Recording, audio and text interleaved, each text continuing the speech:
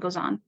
Hello, everyone. My name is Nina Cedeno. I'm the Immigration Policy Analyst with the Latino Policy Forum, a statewide advocacy and policy organization that seeks to advance equity, justice, and economic prosperity for the Latino community and the society as a whole. I'm here with my colleague, Ana Arzuaga, who will be monitoring the chat and will be assisting me via the chat. Today, we will be talking about the new final public charge rule that went into effect on December 23rd, 2022, under the Biden administration. We understand that uncertainty, confusion, and fear continue to exist around public charge. The goal of this presentation is to limit the chilling effects of past policies and to encourage people to utilize government benefits that will make their lives and their families' lives better. The presentation will be conducted in English first, then in Spanish. And we will also be sharing a short survey after each presentation, so please stick around for that. A quick disclaimer, this presentation contains general information on public charge for educational purposes only.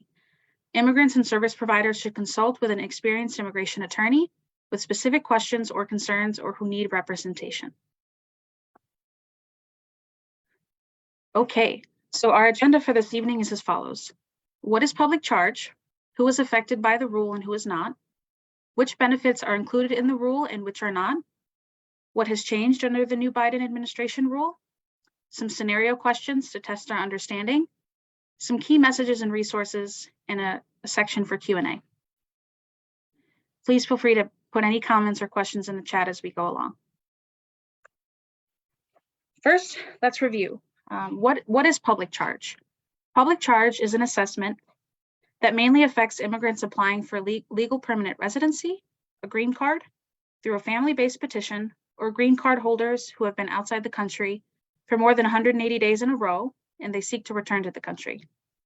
In practice, an immigration official must determine whether an individual is likely to become a public charge, that is, likely to be dependent on the government for their livelihood. Other factors included in the public charge test are an individual's age, health, income and resources, education and skills, family support, how long the person has used the benefit, and how recently they received that benefit.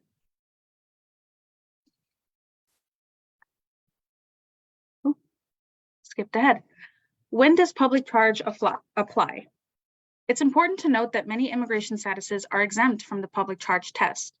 For example, refugees, asylees, TPS holders, DACA recipients, people with a T visa or a U visa, people who already have their green cards and they want to renew their green card, or when they apply for US citizenship.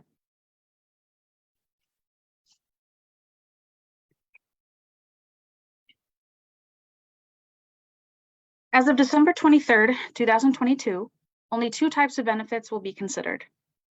One, public cash assistance for income maintenance. So for example, supplemental security income or SSI, temporary assistance for needy families or TANF, the cash assistance program, state or local general assistance. The second type of benefit is long-term institutionalization at the government's expense, such as a nursing home facility or mental health institution. This does not include short-term rehabilitation, imprisonment for conviction of a crime, or the use of home and community-based services. So again, as of December 23rd, 2022, only these two types of benefits will be considered under the public charge rule. And again, it's important to note that the use of any of these benefits does not automatically make someone a public charge. USCIS will consider other factors that were previously mentioned: age, education, health, income, the amount and duration of the use of the benefit, and how recently the benefit was received.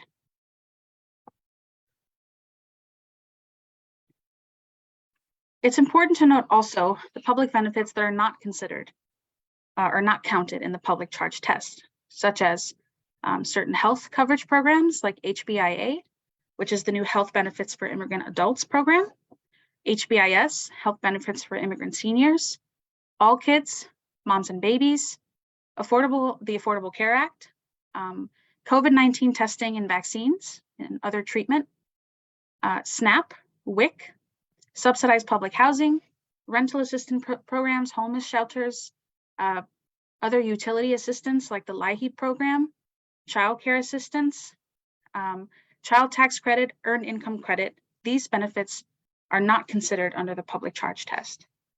And for a more comprehensive list of benefits that are not counted in the public charge test, please review the fact sheet created by Protecting Immigrant Families that we will include in the chat.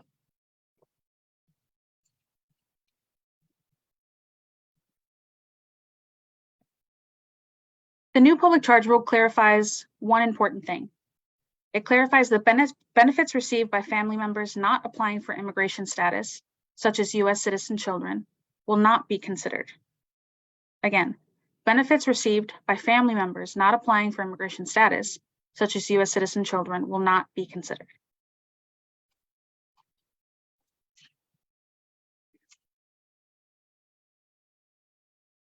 Any questions so far? We'll keep going. Now we're going to go through some scenario questions to test our understanding of what we've learned so far. Scenario 1, I already have a green card. Am I subject to public charge? Feel free to put your answers in the chat. I'll give it a few seconds.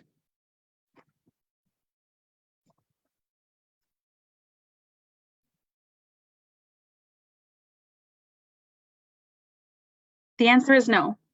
If, however, you leave the US for more than 180 days in a row, you could be subject to public charge when you seek to re-enter the country.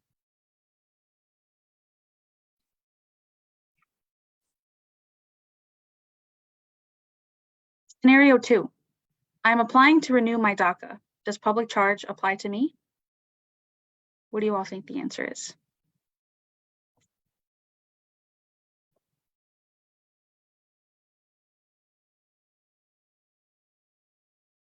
No, public charge does not apply to individuals renewing their DACA status. Again, public charge does not apply to individuals renewing their DACA status.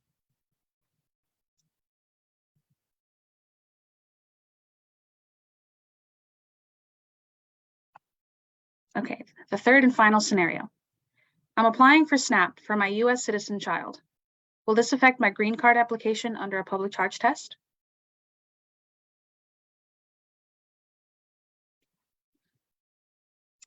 No, child's use of SNAP is not considered under the individual's public charge test, according to the new rule.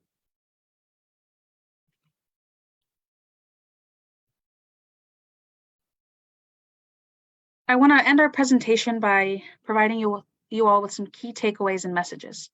And these are some takeaways and messages that you can share back with your communities. 1, not all immigrants face a public charge test. As we said, there are only 2. It mainly affects those applying for a green card through a family-based petition, or for green card holders that have been out of the country for more than 180 days and wish to re-enter the country. Only a few public benefits programs are included in the public charge test. Again, we talked about the 2 types of benefits that would be included. 3, a child's or family member's use of public benefits never affects the applicant's immigration application.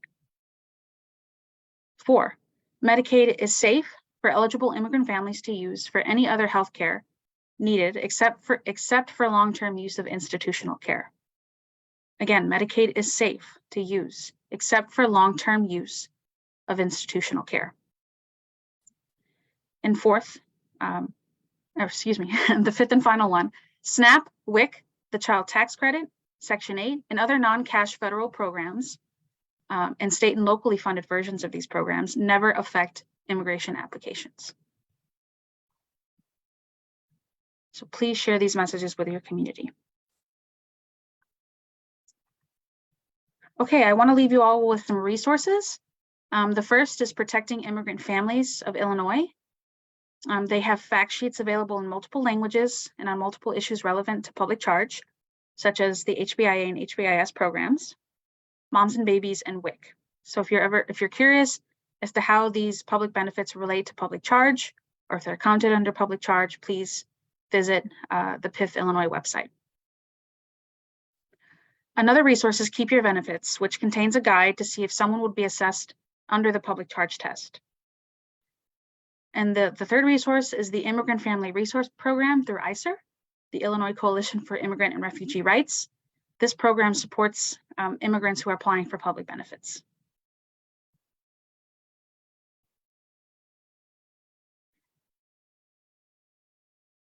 I do see a question in the chat.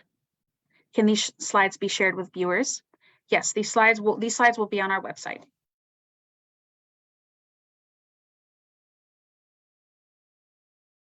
Another resource I would like to share is the Immigration Division of the Law Office of the Cook County Public Defender. And I have some information. The Immigration Division of the Law Office of the Cook County Public Defender aims to protect non-citizen clients from deportation through two main functions. First, the division works with assistant public defenders representing clients before the Circuit Court of Cook County to ascertain potential adverse immigration consequences arising from their Cook County cases and recommend alternative solutions. Second, in early 2022, our immigration attorneys began to represent non-citizens, including current and former public defender clients with ties to Cook County before the Chicago Immigration Court. So for more information and fact sheets, please visit this link, or you can also call the division directly at the number on the screen.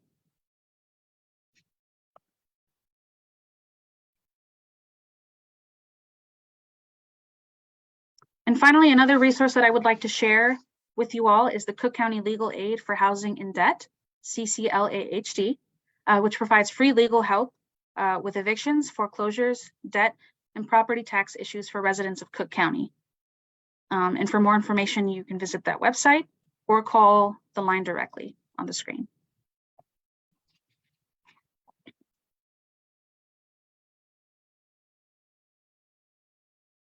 Leave that up for a moment. Again, these slides will be on our website, and this video will live on our Facebook. Okay, and that concludes the content of our presentation. So I will open it up to questions. Please place them in the chat, and I should be able to see them and answer them in the best way that I can. So I'll give a few moments for that.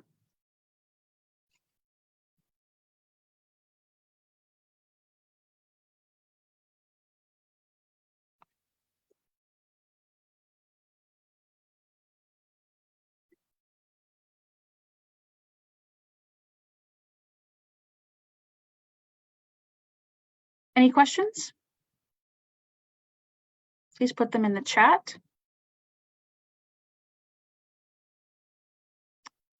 All right. Well, if there aren't any questions at the moment, I want to thank you all for listening to this presentation. If you'd like to request a public charge workshop for your staff or for your community, please feel free to contact me. I could do so in English and Spanish. But before you go and before I jump into our Spanish presentation, I would like Anna to share a brief survey with you all on how helpful this presentation went. So I'll give Anna a moment to put that in the chat before we jump into our Spanish presentation.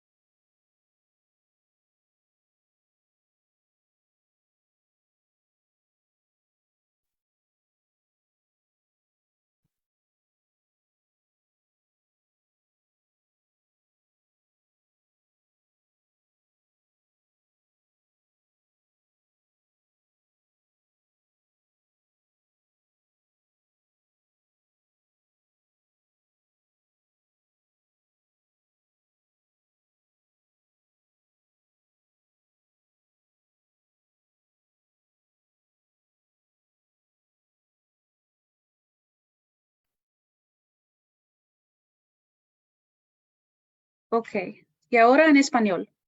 Buenas noches, mi nombre es Nina Cedeño, analista de inmigración con el Latino Policy Forum. Hoy vamos a hablar sobre la nueva regla final de carga pública que entró en efecto a partir del 23 de diciembre del año 2022.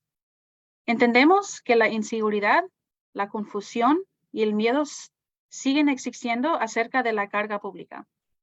El objetivo de esta presentación es reducir los efectos de las pólizas anteriores y animar a la gente a utilizar los beneficios del gobierno que mejorarán sus vidas y las de sus familias.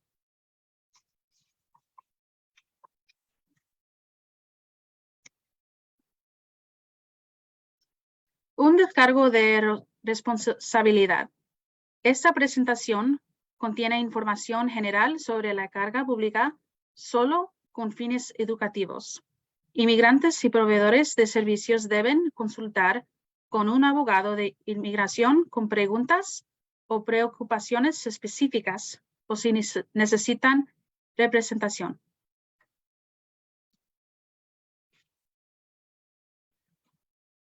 Ok, nuestra agenda. Vamos a hablar qué es la carga pública, a quién afecta la regla y a quién no, cuáles programas están incluidos en la regla y cuáles no, qué ha cambiado bajo Biden, preguntas situacionales, mensajes y recursos y preguntas para mí. Ok, ¿qué es la carga pública? La carga pública es una evaluación que afecta principalmente a los inmigrantes que solicitan la residencia legal permanente o el green card a través de una petición familiar o a los que tienen una tarjeta verde y tratan de volver a entrar en el país después de 180 días consecutivos. En la práctica, una oficial de inmigración debe determinar si es probable que una persona se convierta en una carga pública. Es decir, si es probable que dependa del gobierno para su mantenimiento. Otros factores incluidos en la prueba de la carga pública son la edad, la salud, los ingresos y los recursos, la educación y las aptitudes, el apoyo familiar, el tiempo que la persona ha utilizado el beneficio y la fecha en que lo ha recibido.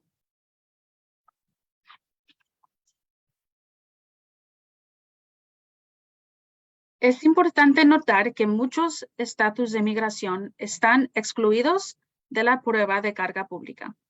Por ejemplo, a los refugiados, asilados, los que tienen TPS o DACA, personas con estatus de visa T o visa U, las personas que ya tienen su tarjeta y quieren renovar su tarjeta verde, o si ellos o cuando solicitan la ciudadanía. ¿Ok?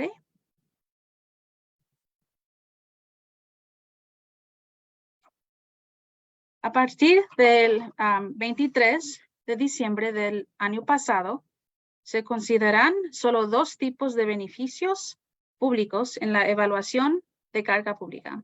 Uno, programas de asistencia en efectivo que proporcionan pagos continuos como los programas SSI o Seguridad de Ingreso Suplementario, el TANF, Programa Asistencia Temporal para Familias Necesitadas y Asistencia General.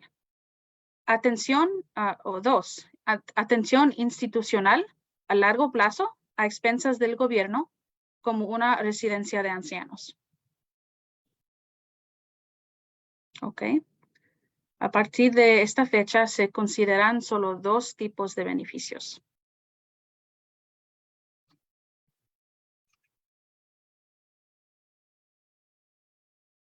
Los siguientes programas no cuentan en la carga pública.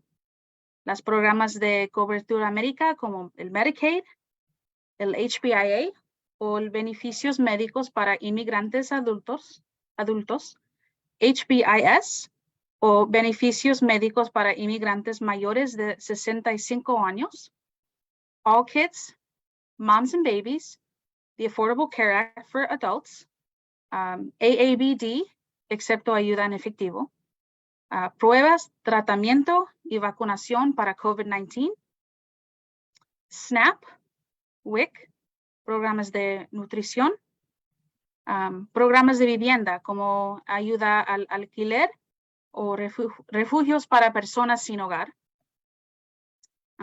Por ejemplo, servicios públicos como LIHEAP, asistencia en caso de pandemia, asistencia para el cuidado de niños. Estos beneficios públicos no cuentan en la carga pública. Para una lista más completa de beneficios de Illinois que no cuentan en la carga pública, revise esta hoja informativa creada por Protecting Immigrant Families, que está en el chat. Gracias, Ana.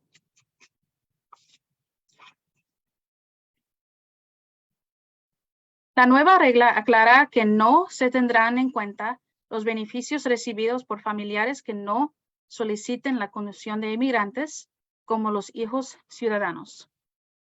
Esta es una mejoría importante en esta regla, nueva regla. Ok, otra vez, la nueva regla aclara que no se tendrán en cuenta los beneficios recibidos por familiares que no soliciten la condición de inmigrantes, como los hijos ciudadanos. Ok, pongamos a prueba lo que entendemos con una situación, una pregunta. Ya tengo la tarjeta verde. ¿Estoy sujeto a carga pública? Puedes poner a tus respuestas en el chat. La respuesta es no. Sin embargo, si sale de los Estados Unidos durante más de 180 días seguidos, podría ser sujeto a la carga pública cuando intente volver a entrar al país.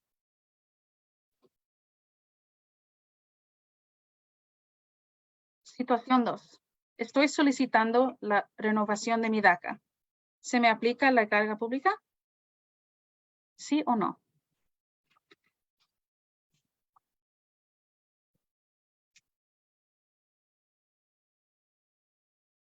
No. La carga pública no se aplica a las personas que renuevan sus estatus de DACA. Okay, la última. Situación 3. Estoy solicitando SNAP para mi hijo ciudadano estadounidense. ¿Afectará esto a mi solicitud de tarjeta verde bajo de una prueba de carga pública? ¿Sí o no?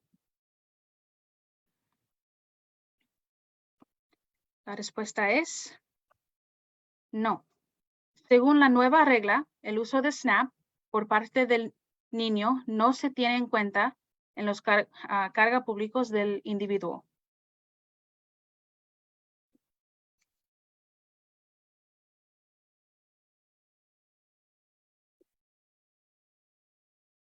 Ok, para terminar, quiero que se lleven los siguientes mensajes importantes. No todos los inmigrantes se enfrentan a una prueba de carga pública. Solo unos pocos programas de beneficios públicos están incluidos en la prueba de carga pública. El uso de los beneficios públicos por un hijo o otro miembro de la familia no afecta a la solicitud de inmigración del solicitante. Medicaid es seguro para las familias inmigrantes elegibles para recibir atención médica, excepto el uso a largo plazo de la atención institucional. Otra vez, Medicaid es seguro para las familias inmigrantes elegibles para recibir atención médica, excepto el uso a largo plazo de la atención institucional. Y el último, SNAP, WIC, el crédito fiscal por hijos, la sección 8 y otros programas federales nunca afectan a las solicitudes de inmigración. Por favor, comuniquen estos mensajes a sus comunidades.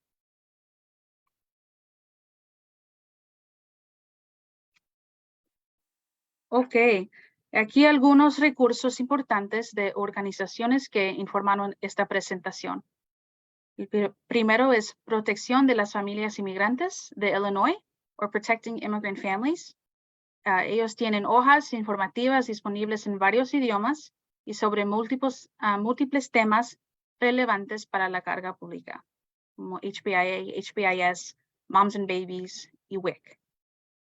Keep Your Benefits contiene una guía para ver si alguien sería evaluado bajo la prueba de la carga pública.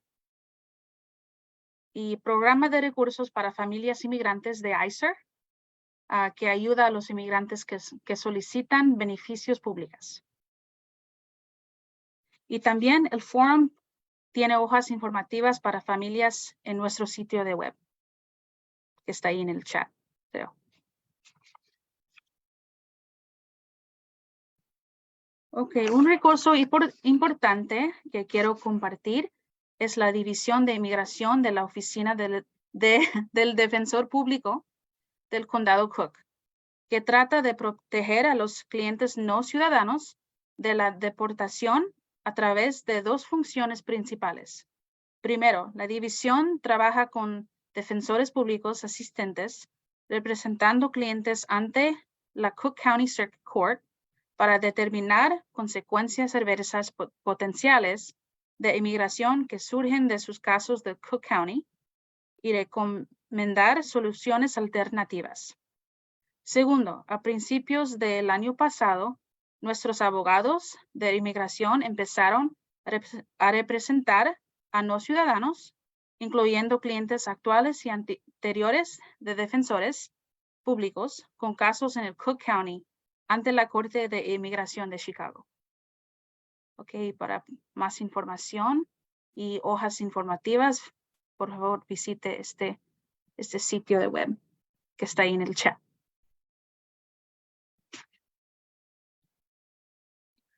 Un último recurso es ayuda legal gratis proporcionado por la iniciativa CCLAHD o Asistencia Legal para Vivienda y Deudas del Condado Cook. Este programa ofrece asistencia legal gratis, consejería y gestión de casos para residentes y propietarios que se enfrentan a problemas de desalojos, deuda y con impuestos de propiedad. Y también pueden conectarlos a varios programas de asistencia de renta. Si desean obtener ayuda o más información, puede visitar el sitio web que hemos incluido en el chat.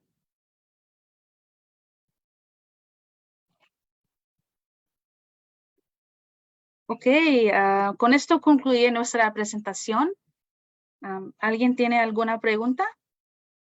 Por favor, pónganlas en el chat. Voy a hacer todo lo que pueda para responder y si no puedo, le daré la respuesta más tarde.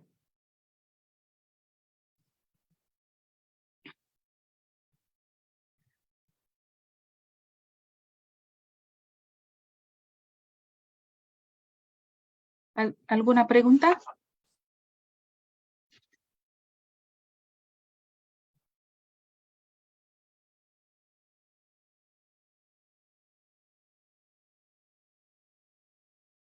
Si no hay preguntas, gracias a todos por estar aquí esta noche. Antes de partir, quiero pedirles un favor, si pueden llenar una encuesta, se los agradezco. Está ahí en el chat. Cualquier comentario es bueno.